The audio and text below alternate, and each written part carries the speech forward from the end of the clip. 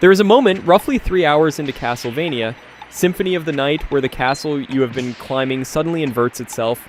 Every room, every corridor, every ceiling becomes a floor, and you realize you have only seen half the game. That twist is famous now. But the bigger inversion happened before the game even shipped. Konami took 12 years of linear whip and jump Castlevania, threw all of it out, and built something that would name an entire genre. Here is the verdict before anything else. Symphony of the Night holds up. Not as a museum piece, not as nostalgia fuel, it holds up as one of the finest two-dimensional action games ever made. The castle feels alive. The systems are deep. The music is extraordinary. There are real flaws, and we will get to them honestly. But the architecture of this game is so deliberate, so well constructed, that nearly 30 years later, it still plays like something worth finishing. To understand what Konami did here, you need to remember what 1997 looked like. The PlayStation and Nintendo 64 were in full swing. Tomb Raider, Super Mario 64, Crash Bandicoot, the industry had collectively decided that the future was three-dimensional. Releasing a 2D side-scroller was a commercial risk bordering on career suicide. Castlevania itself had been 12 years of the same fundamental template. Left to right, whip enemies, climb a tower, kill Dracula. It was a beloved formula, and Konami broke it. Symphony of the Night was developed at Konami by a small core team. Toru Hagihara served as director and producer, his second major Castlevania credit after Rondo of Blood.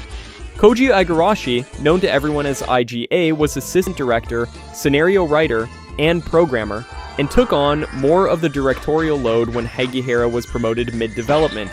The music was composed by Michiru Yamane, working from concept art by character designer Ayami Kojima, whose gothic illustration style was entirely new to games. It shipped in Japan on March 20th, 1997. The story is set in 1797, 5 years after Rondo of Blood. Richter Belmont defeated Dracula in 1792, but 4 years later vanishes without explanation.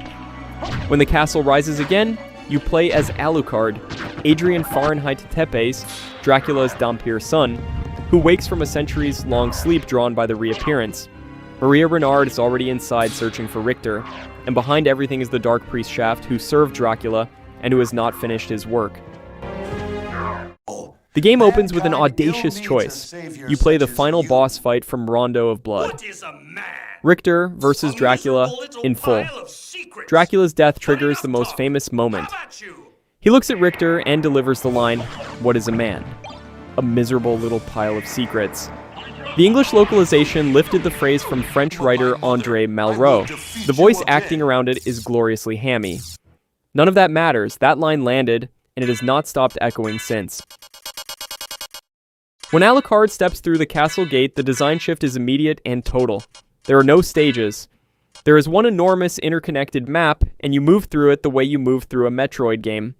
Find a relic, a door opens, a blocked passage clears, and the map folds back on itself.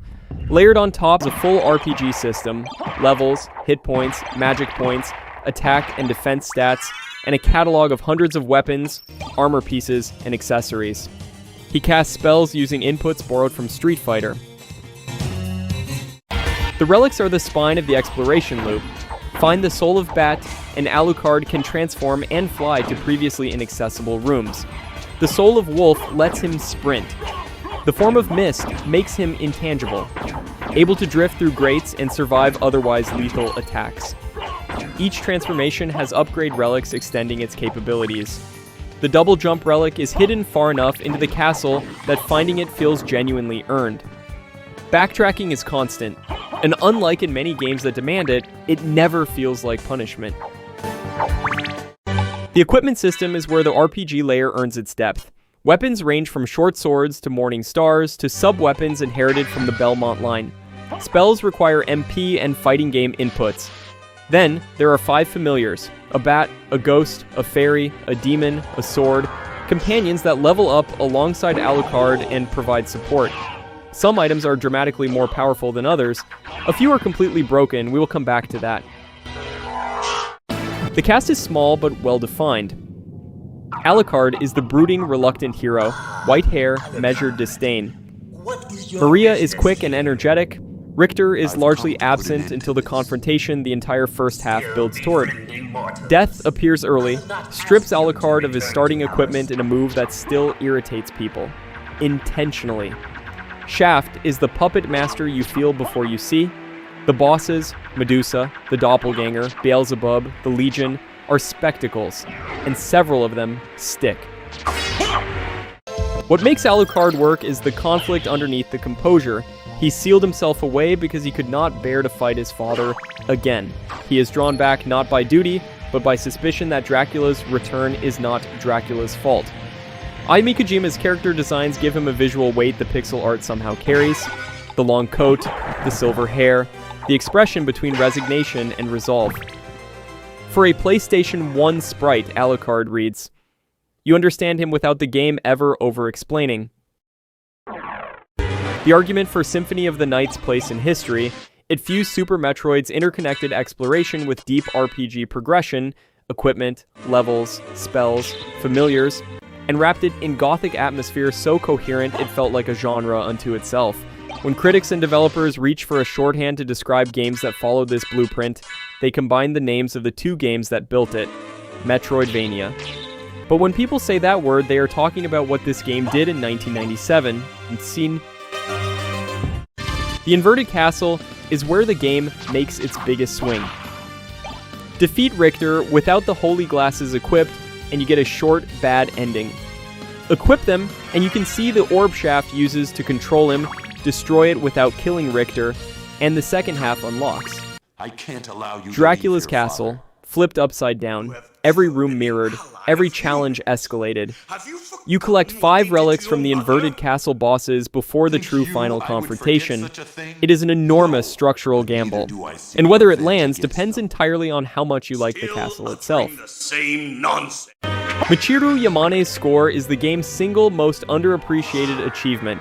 Not a chiptune soundtrack, a genuinely sophisticated fusion of classical forms, progressive rock, and gothic atmosphere. The entrance theme, Dracula's Castle, is recursive and hypnotic. Marble Gallery is what most players carry out of the game. The sound of the interconnected hub, unhurried and strange. Wood carving partita, the long library theme, is baroque harpsichord that would not sound out of place in a conservatoire. Yamane also handled every sound effect due to staff shortages. She made it look effortless. My favorite thing in this game, and I will defend this, is the mist form. Not the bat, not the wolf sprint, the mist. There is something uniquely satisfying about dissolving into particles, drifting through a locked grate, and reconstituting on the other side in a room you were not supposed to reach yet. It captures what the game is fundamentally about. The castle has secrets, and movement itself is the key. Every new relic changes not just where Alucard can go, but how the castle feels to move through. The castle is the game's real protagonist. At a time when every other studio was reaching for pre-rendered backgrounds and polygon counts, Konami's team handcrafted sprite environments of extraordinary detail. The marble corridors, the clockwork mechanism of the clock tower, the underground waterways, the Colosseum, the Royal Chapel. Each zone has its own architectural logic and its own atmospheric register, and yet they connect coherently into a single structure that feels impossibly like it could be a real building. The Gothic tone never breaks. Even the stranger, more abstracted areas fit the register. There are set pieces scattered through the game that still land. The Richter prologue, as noted. The moment death strips your equipment and you realize you are starting from nothing. The clock tower, which has the most precise platforming in the game, and a boss fight that uses the ticking environment as a weapon. The inverted castle reveal, that visual flip when the transition happens, which communicates the twist entirely through the geometry of the map. And the final confrontation with Dracula, which is large, operatic, and more emotionally loaded than most PS1 games managed. Now the honest part. Symphony of the Night becomes trivially easy if you know what to look for. The Chrysogrim, a rare sword that floods the hitbox with projectiles, turns late-game combat into a formality. The shield rod, combined with the Alucard shield, activates a persistent aura, dealing 255 attack per frame, making Alucard effectively invincible, even after you swap the shield rod out. The game does not account for these outliers.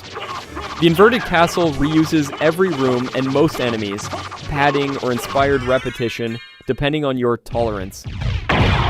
The secrets are worth knowing before you go in blind. The true ending requires the silver ring and gold ring to open a specific clock room, then the holy glasses from Maria inside it, equipped during the Richter fight. Without them equipped, the game ends prematurely. The Chrysogrim drops from Shmoo enemies in the inverted castle at a punishing drop rate. Most players never see it without farming. The shield rod combo is not telegraphed anywhere in the game. These things exist to be discovered, not handed to you. For how to play in 2026, Castlevania Requiem on PS4 and PS5 is the best legal option. It bundles Symphony of the Night with Rondo of Blood in a digital package. Be aware it uses the retranslated PSP script and re-recorded voices, not the original dub. For the What is a Man line as performed, you need the PS1 disc or emulation. The mobile port from 2020 by Dotemu is solid and the cheapest entry point. The Saturn version has bonus content but was Japan only with technical limitations. The full verdict. Symphony of the Night earns its status not through nostalgia but through the quality of its loop. Explore, find a relic, backtrack, open a new passage, grow stronger. That loop is still engaging. The RPG layer deepens without overwhelming the action. The music is a masterpiece, its flaws are real. The difficulty collapses if you find the right gear. The inverted castle tests patience as much as skill. And the story has the subtlety of a cape-flinging melodrama. All of that is true. None of it changes the conclusion. Here is the hot take, and I mean it. The original English dub is not a flaw. It is a feature. The hammy Dracula, the overwrought Richter, the line readings that seem to have been directed by someone who had never heard English spoken naturally, they give the game a texture that the cleaner, more competent PSP redub completely lacks.